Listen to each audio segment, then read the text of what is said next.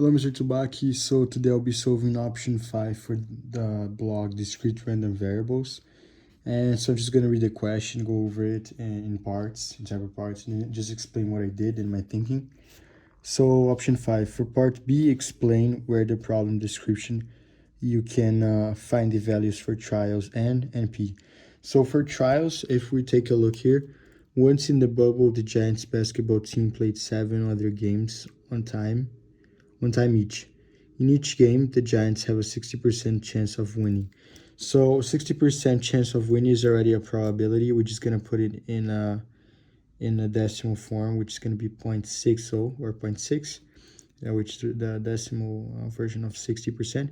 And 7 other games, which means the 7 trials, like it happened 7 times. You repeated 7 times in the experiment.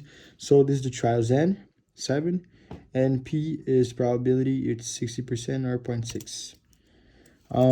How do you know if you should choose binomial PDF or binomial CDF?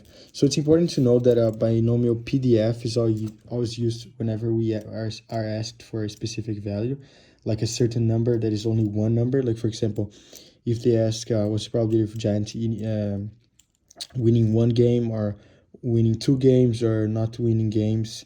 So that's just like a certain number. It's like one number, it's not more than one number. It's not probability of more than one number. So PDF, it's for example, the Giants was probably the Giants didn't win any games, so that's equal to 0, or one game, it's equal to 1.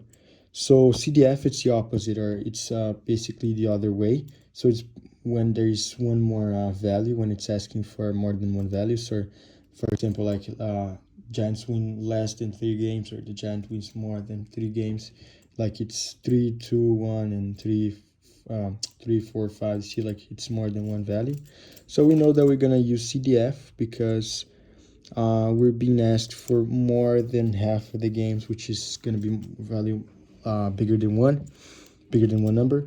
So finally, explain, demonstrate the remaining steps to solve the problem, including finding the appropriate value of x and solving on the calculator and paper as appropriate.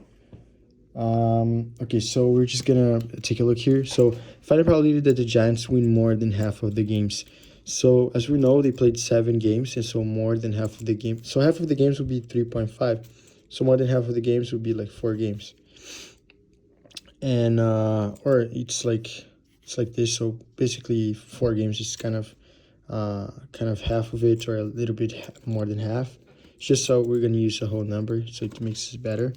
So the probability that we're gonna just do probability that x is bigger than or equal to 4, which is that they win half of the games or more than half of the games. Then we're gonna, since it's asking for more than, whenever we have a more than problem instead of less than, whenever we have a more than problem, we know it's gonna be 1 minus the probability of less than. So basically this idea is like this. We're looking for the Giants winning more than, for example, 4 or more games, right? So we're looking for, instead of out of 7 games, we're looking for 5, 6, 7, 4, 5, 6, and 7.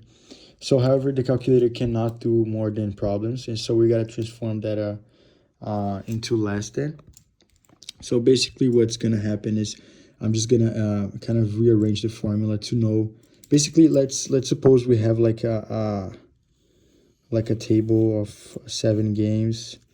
Like here it's 1, 2, 3, 5. But let's suppose this.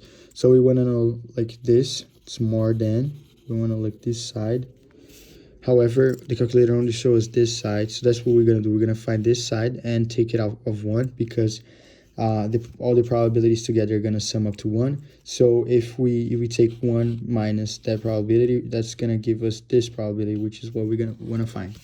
So I already told, when we have a more than problem, we gotta rearrange it to a less than, so we can plug in the calculator for CDF. And so basically what's gonna be, it's gonna be 1 minus the probability of x being smaller than or equal to 3, so which is gonna be 3, 2, and 1, which is the other side, as I mentioned right here.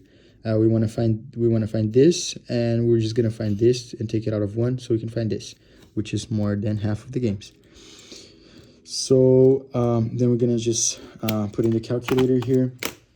We're gonna go second distribution, and then, as I said, since it's more than a problem, it's more than one value, so it's gonna be CDF.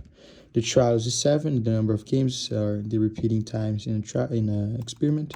Probability is 0.60, as I already mentioned, and the x value is gonna be 3, which is the x value here as I rearrange the equation, the probability equation, formula actually, sorry. So we're gonna just paste it, and we're gonna get a value of 0.290. And we're just gonna take it out of 1, so 1 minus 0.290, which is gonna give us the probability. And that's pretty much it for the problem. I explain my thoughts. What am I thinking while I do these problems? Just we kind of do a reverse thinking. So instead of finding this side, because the calculator can't, we're gonna find this and discount it from 1, because all the probabilities, they sum up to 1. And let's see, including finding the appropriate value of x. The appropriate value of x is here. It's going to be 1 minus this. It's going to give us 0.710. And solving the calculator and paper. So this is the paper, solving the paper, and this is solving the calculator. So that's option 5.